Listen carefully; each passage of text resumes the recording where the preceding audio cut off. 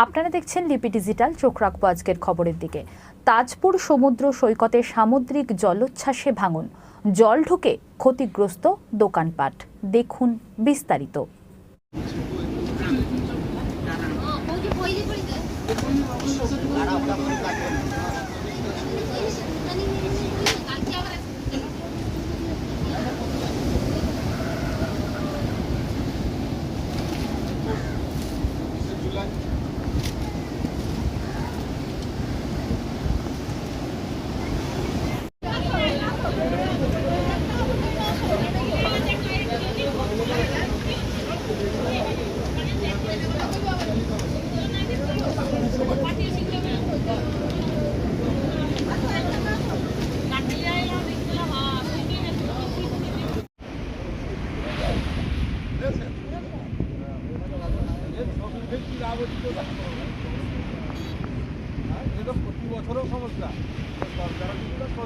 আমাদের অবদানের কাছে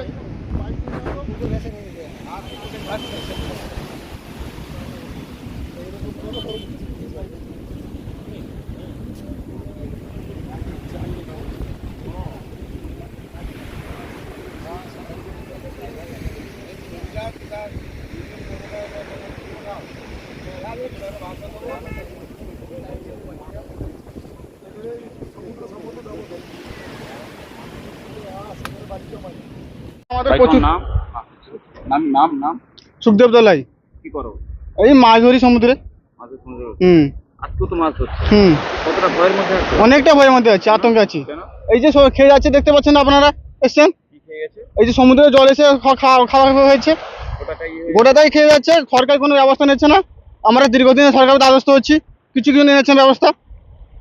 এই যে সামনে তো আরো বড় ঝড়, আরো বিপদ। সমুদ্র এলাকার পাশে আছি, মানে আরো ধরো বিপদ আরো আছি। কতটা পরিবার এখানে থাকে তাও? অনেকটা পরিবার থাকে এখানে। তারা কি করে? এই মাছের উপর নির্ভর তারা, সবাই মৎস্যজীবী এখানে। এই যে আজকে করছে, এটা কি জাল বলে? এটা টানা জাল বলে, সুতি জাল বলে, টানা জাল বলে। আজকে রাত্রে ঘুম হবে? ঘুম হবে না, আমরা না আতঙ্কে আছি, মানে ভয়ে আমরা ঘুমোতে পারি না। আমরা ভয়ে ঘুমোতে পারি না, আতঙ্কে, প্রচুর আতঙ্কে আছি। কিন্তু মানে আমরা ভিডিওকে একে সবাই জানিয়েছি, কেউ কোনো ব্যবস্থা নিচ্ছে না। কেউ এসে দেখে চলে যাচ্ছে, কিন্তু ব্যবস্থা নিচ্ছে না। এই যে বাঁধ ভাঙছে, তাতেও কি এসছে? কেউ আসেনি। এই তো এলে দেখে গেল, কেউ আসেনি। এই যে আমাদের গ্রাম সদস্য এসছে, এখন দাঁড়িয়ে আছে। প্রধান এসছে। তাদেরকে জানাবেন? কি জানাবো আমরা? আরও জানার কোনো দেবে নেই। আমরা প্রত্যেকবারই প্রধান আসছে, দেখে চলে যাচ্ছে, কোনো ব্যবস্থা নিচ্ছে না। আর কি জানাবো আমরা? আজকে তাহলে রাত্রে বাবু বাচ্চা নিয়ে তোমরা কোথায় যাবে? জল টল বা ঝড় টড়?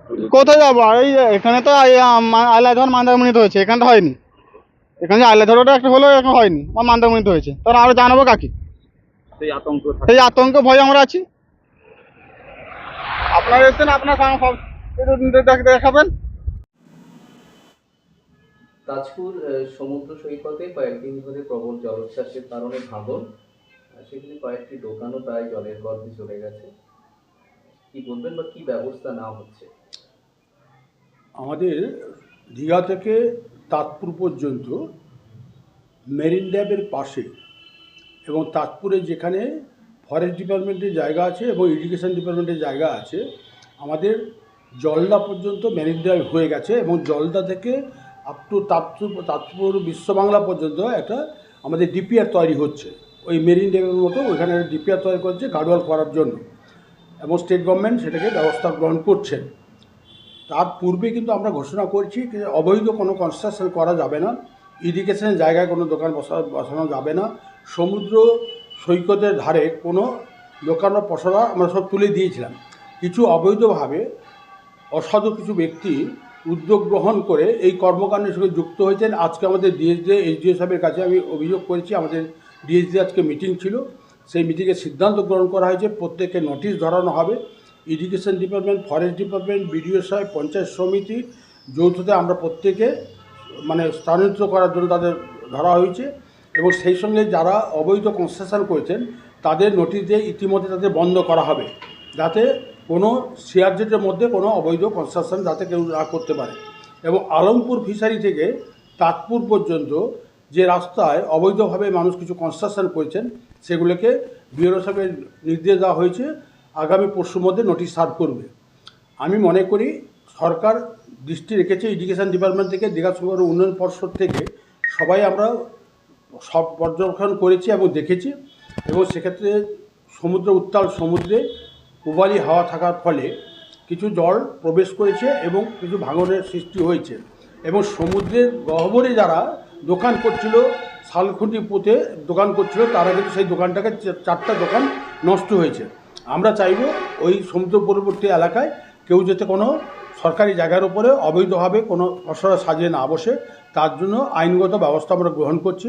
এবং আমাদের গার্ডওয়াল তৈরি করার জন্য ডিপিআর তৈরি হচ্ছে, যাতে রাজ্য সরকারের কাছে আমরা জানিয়েছি এবং সেটা অতি সত্বর হওয়ার ব্যবস্থা রয়েছে। স্থানীয় অঞ্চল